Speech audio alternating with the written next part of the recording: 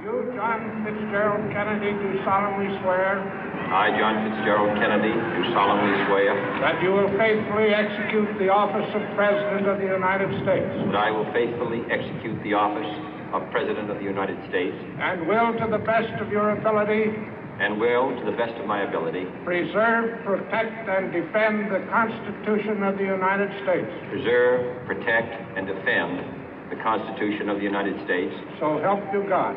So help me God.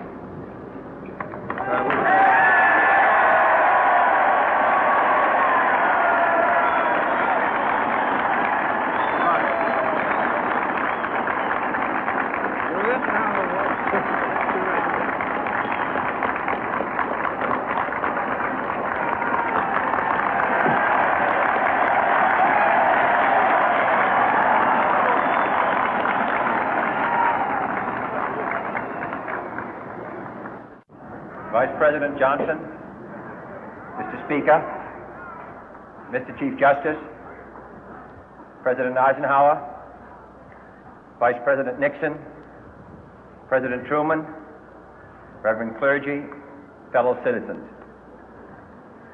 We observe today not a victory of party, but a celebration of freedom, symbolizing an end as well as a beginning, signifying renewal as well as change. For I have sworn before you and Almighty God the same solemn oath our forebears prescribed nearly a century and 3/4 ago. The world is very different now, for man holds in his mortal hands the power to abolish all forms of human poverty and all forms of human life. And yet the same revolutionary beliefs for which our forebears fought are still at issue around the globe. The belief that the rights of man come not from the generosity of the state, but from the hand of God.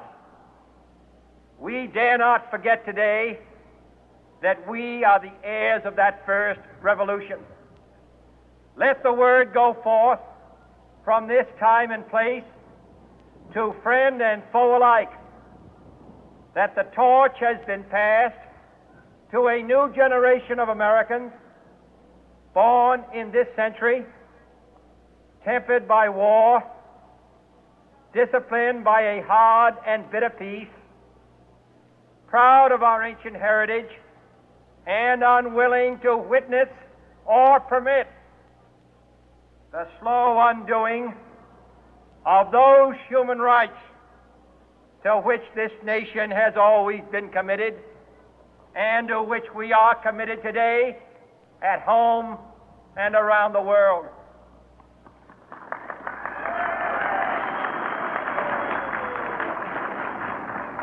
Let every nation know, whether it wishes us well or ill, that we shall pay any price, bear any burden, meet any hardship, support any friend, oppose any foe to assure the survival and the success of liberty.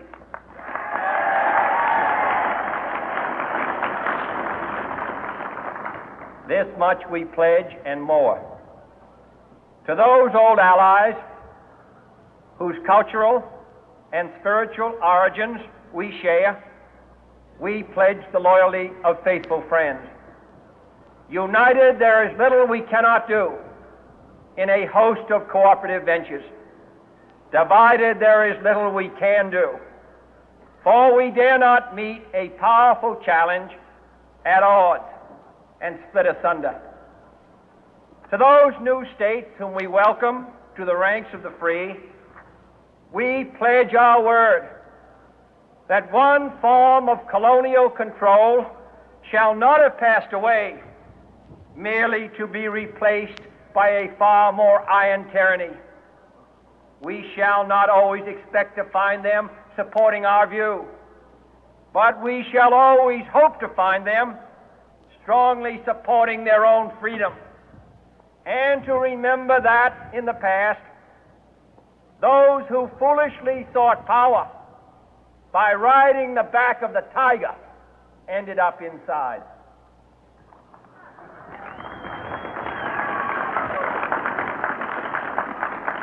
To those people in the huts and villages of half the globe struggling to break the bonds of mass misery, we pledge our best efforts to help them help themselves for whatever period is required, not because the communists may be doing it, not because we seek their votes, but because it is right. If a free society cannot help the many who are poor, it cannot save the few who are rich.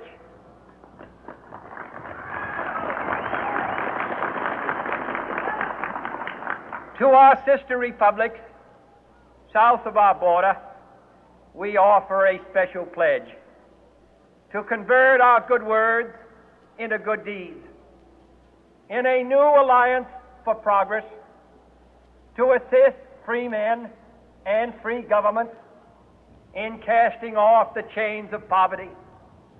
But this peaceful revolution of hope cannot become the prey of hostile powers. Let all our neighbors know that we shall join with them to oppose aggression or subversion anywhere in the Americas. And let every other power know that this hemisphere intends to remain the master of its own house.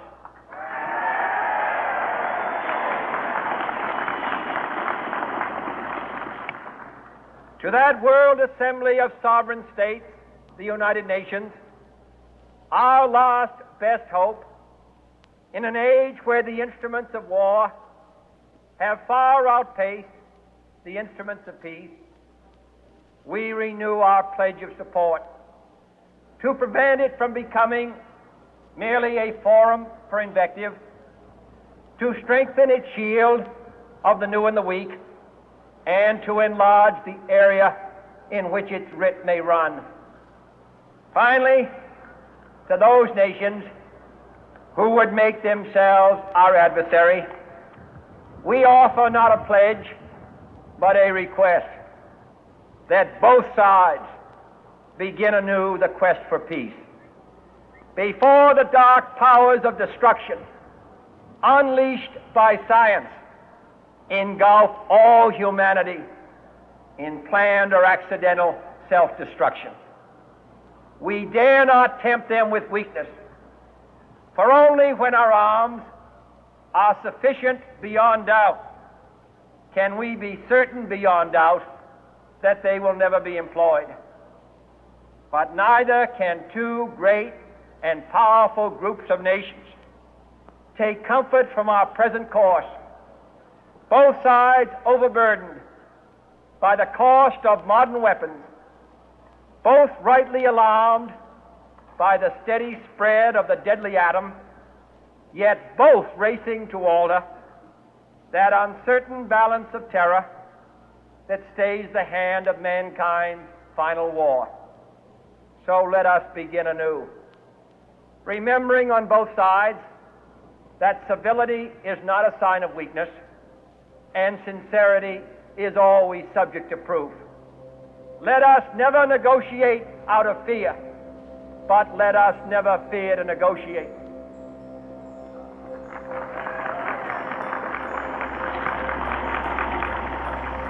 Let both sides explore what problems unite us, instead of belaboring those problems which divide us.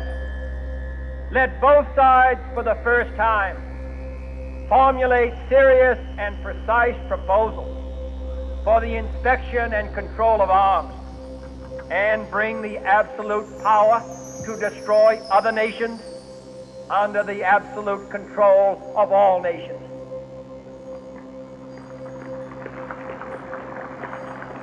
Let both sides seek to invoke the wonders of science instead of its terrors.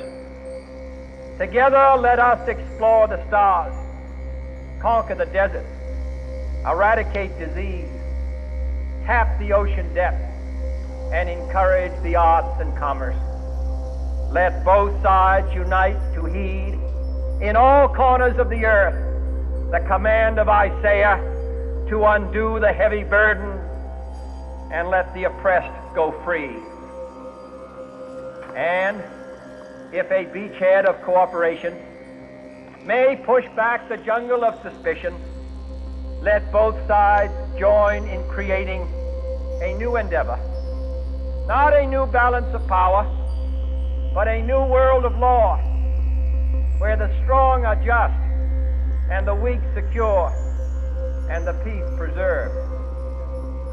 All this will not be finished in the first 100 days, nor will it be finished in the first 1,000 days, nor in the life of this administration, nor even perhaps in our lifetime on this planet.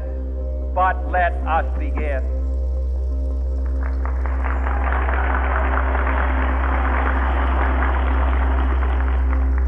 In your hands, my fellow citizens, more than mine, will rest the final success or failure of our course.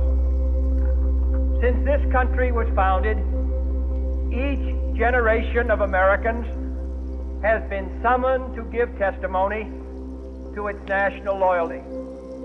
The graves of young Americans who answered the call to service surround the globe. Now the trumpet summons us again, not as a call to bear arms, though arms we need, not as a call to battle, though in battle we are, but a call to bear the burden of a long twilight struggle, year in and year out, rejoicing in hope, patient in tribulation, a struggle against the common enemies of man, tyranny, poverty, disease, and war itself. Can we forge against these enemies a grand and global alliance, north and south, east and west, that can assure a more fruitful life for all mankind? Will you join in that historic effort?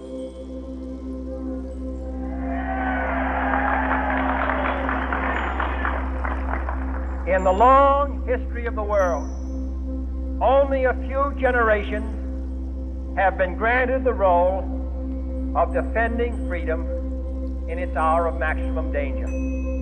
I do not shrink from this responsibility. I welcome it.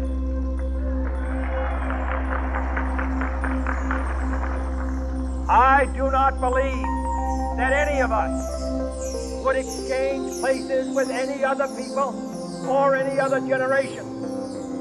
The energy, the faith, the devotion which we bring to this endeavor will light our country and all who serve it. And the glow from that fire can truly light the world. And so, my fellow Americans, ask not what your country can do for you. Ask what you can do for your country.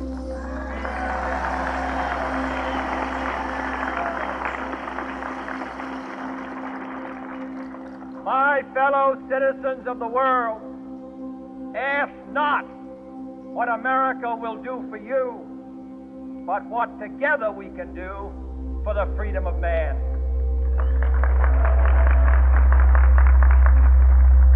Finally, whether you are citizens of America or citizens of the world, ask of us here the same high standards of strength and sacrifice which we ask of you. With a good conscience, our only sure reward, with history the final judge of our deeds, let us go forth to lead the land we love, asking His blessing and His help, but knowing that here on earth, God's work must truly be our own.